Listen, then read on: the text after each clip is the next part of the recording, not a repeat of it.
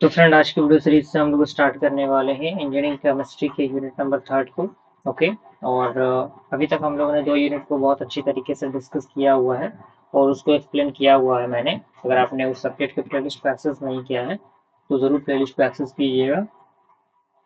Okay, playlist का link आपको नीचे डिस्क्रिप्शन बॉक्स में मिल जाएगा, आप वहाँ से उसे चेकआउट कर सकते हैं। चैप्टर का नाम है लुब्रिकेंट्स एंड लुब्रिकेशन। जी हाँ दोस्तों, लुब्रिकेंट्स एंड लुब्रिकेशंस क्या होते हैं। अब इसमें लगभग टोटल 9 पॉइंट ऑफ व्यू में हमने इसको डिवाइड किया हुआ है, जिसमें बेसिकली आज के वीडियो सीरीज के अंदर हम लोग इंट्रोडक्शन जानेंगे, क्या होते हैं लुब्रिकेंट्स, लुब्रिकेशन किस तरीके से काम करते हैं। ओके, तो आइए स्टार्ट करते हैं इंट्रोडक्शन को।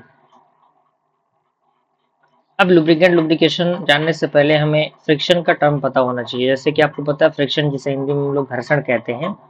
ओके, यानी जब दो कह सकते हैं कि दो मान लीजिए कि हमारा हाथ हो गया, जैसे हमने अपने दोनों हाथों को लिया और हम रगड़ना शुरू कर देते हैं, तो यहाँ पे एक फ्रिक्शन हो रहा है, यहाँ पे एक फ्रिक्शन मिल रहा है आपको। क्लियर? तो वही पॉइंट यहाँ पे कह रहा है कि resistance experienced by metal to metal parts, यानी जो रेजिस्टेंस एक्सपीरियंस्ड होता है मेटल से मेटल पार्ट से मशीन के अंदर, किसके द्वारा, ड्यू टू मूविंग और स्लाइडिंग सरफेस, यानी जब हम किसी सरफेस को मूव करते हैं या फिर स्लाइड करते हैं उसके अकॉर्डिंग जो रिटर्ड करता है उनके मूवमेंट को, जिसे हम लोग क्या कहते हैं, फ्रिक्शन कहते हैं, जैसे कि मैंने बताया।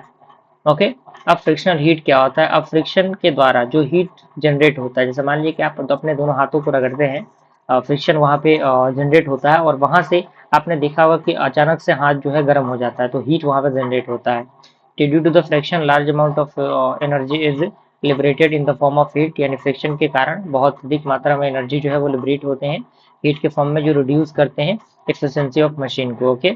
अब यहाँ पे आता है वियर एंड टियर और सरफेस डिफॉर्मेशन, यानी वियर एंड टियर क्या होता है और सरफेस डिफॉर्मेशन क्या होता है। तो कह रहा है कि एप्लीकेबल डिफॉर्मेशन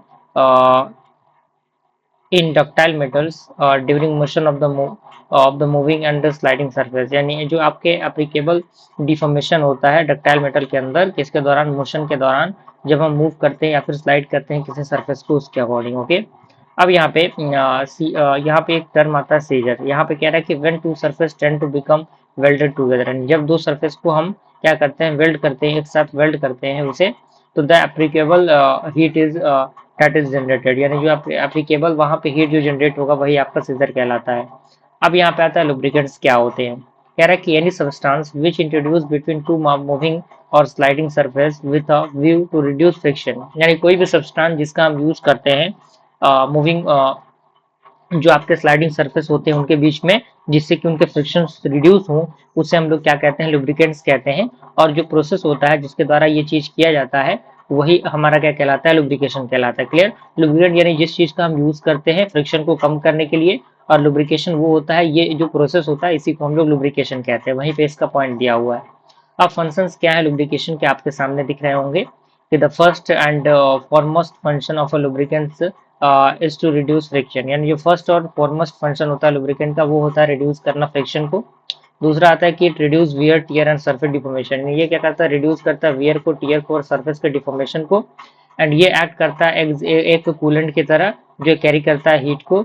एंड ये कीप आउट करता है डर्ट को। एंड अगला पॉइंट कह रहा है कि sometime it acts as a seal, यानी ये कुछ समय एक सील के अकॉर्डिंग काम करता है। एंड ये क्या करता है, ये रिड्यूस करता है मेंटेनेंस को और रनिंग कॉस्ट को। अगला हमारा आता है it improves the efficiency of machine, यानी ये क्या करता है, मशीन की एफिशिएंसी को इम्प्रूव करता है।